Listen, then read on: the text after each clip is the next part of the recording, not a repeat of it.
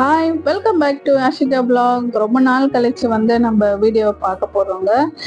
Sorry, இந்த நாள் video போடாததுக்கு. நிறைய நம்ம அடுத்தடுத்து ஹெல்த் ப்ராப்ளம் ஆகட்டும், நிறைய விஷயங்கள் நடந்துருச்சு. அதனால இத்தனை நாள் வீடியோ போட முடியல, சாரிங்க. நம்ம அடுத்தடுத்த வீடியோஸ் பார்க்கலாங்க.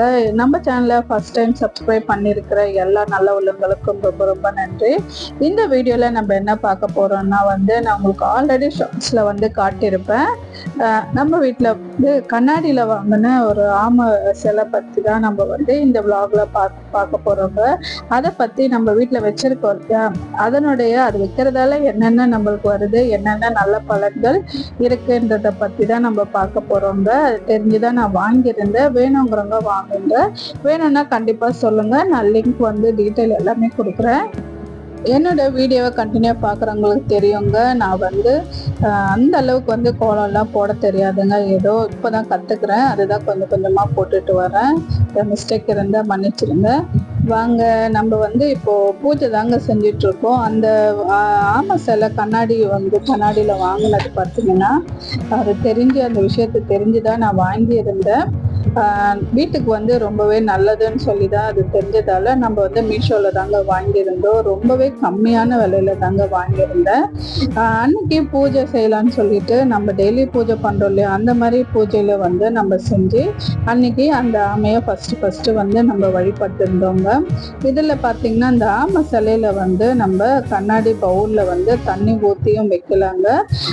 ஆமை எதனுடைய சிறப்பான அம்சம் சொல்லிட்டு கொஞ்சம் பேருக்கு தெரிஞ்சிருக்கோம், தெரியாதவங்களுக்காக சொல்றேங்க. விஷ்ணு பகவான் எடுத்திருந்த அவதாரத்துல ஆமை அவதாரம் ரொம்பவே சிறப்பான அவதாரம் சொல்லி தெரிஞ்சிருக்கும் நிறைய பேருக்கு. அந்த மாதிரி அந்த அவதாரமானது எப்படி அவங்களுக்கு உதவி பண்ணிச்சோ, அப்போ அந்த ஆனது எப்படி அவங்களுக்கு உதவி செஞ்சதோ அதே மாதிரி தான் நம்ம வீட்லயும் வச்சு வழிபடலாங்க. நான் மேக்சிமம் கேள்விப்பட்டது என்னன்னு பார்த்தீங்கன்னா வீட்டில் ஆமை புகுந்தா அந்த வீடு விளங்காது அப்படின்னு சொல்லி இது வரைக்குமே தான் நான் அதை நம்பியிருந்தேன். ஆனால் பார்த்தீங்கன்னா ஆமை புகுந்த வீடு நல்லதாக தாங்க இருக்குமாம். அது நான் இப்போதான் தெரிஞ்சுதான் அந்த இதுவே வாங்கியிருந்தேன். அது என்னென்ன செய்யுதுன்றதை பற்றி பார்க்கலாம் வாங்க. அந்த கண்ணாடியில் நம்ம நிறைய வடிவில் இருக்குங்க. பித்தளையிலும் இருக்கு, செம்புல இருக்கு, அந்த மாதிரிலாம் கூட வாங்கலாம். ஆனால் கண்ணாடியில் வாங்குறது என்ன விசேஷம்னு சொல்லி பார்க்கலாங்க. அதுதான் நான் வாங்கியிருக்கேன். இது பார்த்தீங்கன்னா ரொம்பவே சிறப்பானதாக கருதப்படுதுங்க. அது எப்படின்னு பார்த்தீங்கன்னா, செல்வமும் செழிப்பும் நம்மளுக்கு எப்பவுமே நிறைஞ்சிருக்குமா. நீண்ட ஆயுளோ நிலையா நம்மளுக்கு எப்பவுமே வாழ்க்கையில இருக்கணும்ன்றதுக்காகவும் இந்த சிலையை நம்ம வணங்குறதால நமக்கு நடக்குமாங்க. அதே மாதிரி நம்மளுக்கு வீட்டுல மன அமைதி எப்பவுமே கிடைக்குமாங்க.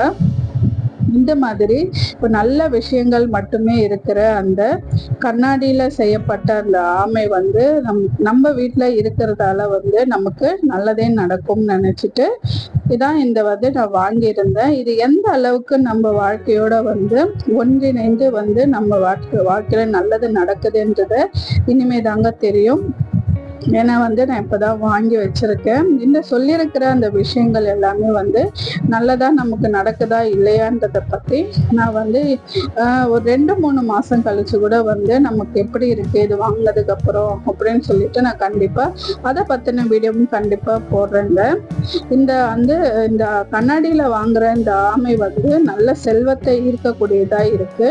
அதே மாதிரி வடக்கு பக்கமாக தான் நான் வச்சிருக்கேன். அதாவது வடகிழக்கு பக்கமா வச்சதா நமக்கு அந்த செல்வ வளமும் தொழில் வளமும் மேலும் மேலும் வளருமாங்க. அதுக்காக தான் நம்ம இதை வாங்கி இருந்தோம். அது மாத்திரம் இல்லைங்க, இது எதிர்மறை சக்திகள் அதுல இருந்தும் நம்மள பாதுகாக்கிற விதமா தான் இந்த சிலை இருக்கு. அதனால நமக்கும் நல்ல விஷயங்கள் நடக்குதுன்னும் போது நம்ம அதை வைத்து வணங்குறதால ஒன்றும் தப்பு இல்லைங்க. இதை நம்ம வைக்கும்போது நீங்க பார்த்துருப்பீங்க அந்த சிலை நம்ம வீட்டில் எப்படி இருக்குன்னு.